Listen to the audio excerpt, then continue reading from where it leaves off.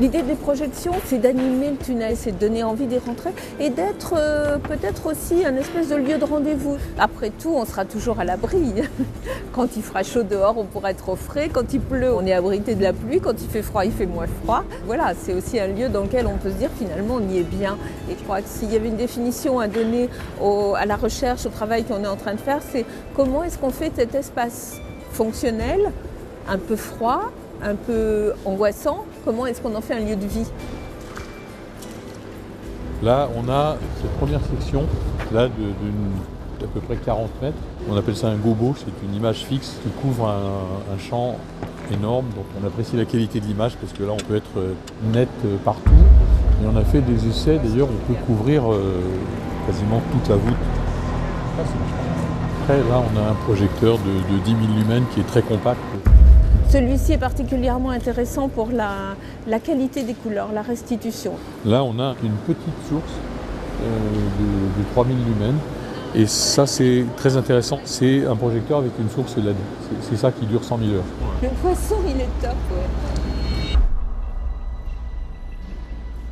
L'autre type d'image que l'on souhaite expérimenter dans le tunnel, c'est ce que nous appelons le ruban. On a testé là avec 2 projecteurs de 20 000 lumens, en imaginant qu'il y en aura in fine 10 sur l'ensemble du segment.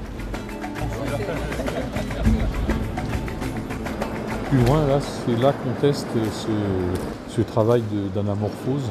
L'image va être perçue comme si elle était perpendiculaire à l'axe du tunnel.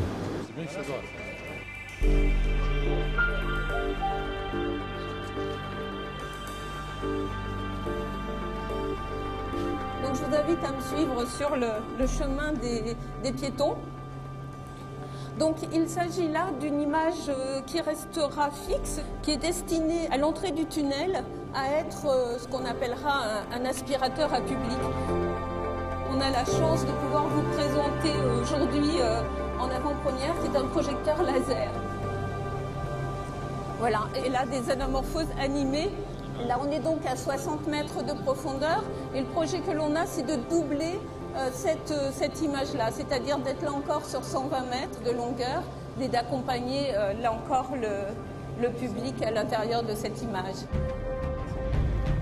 Réaliser une anamorphose de redressement, d'arriver à la remettre droite dans un espace tubulaire comme celui-là, je pense que ce sera une vraie première, mais une première assez absolue. C'est un challenge vraiment énorme. C'est beaucoup de temps, beaucoup de calculs, beaucoup de réflexion. Ce qui est génial, c'est de se rendre compte que ça marche, quoi. C'est une émotion vraiment formidable.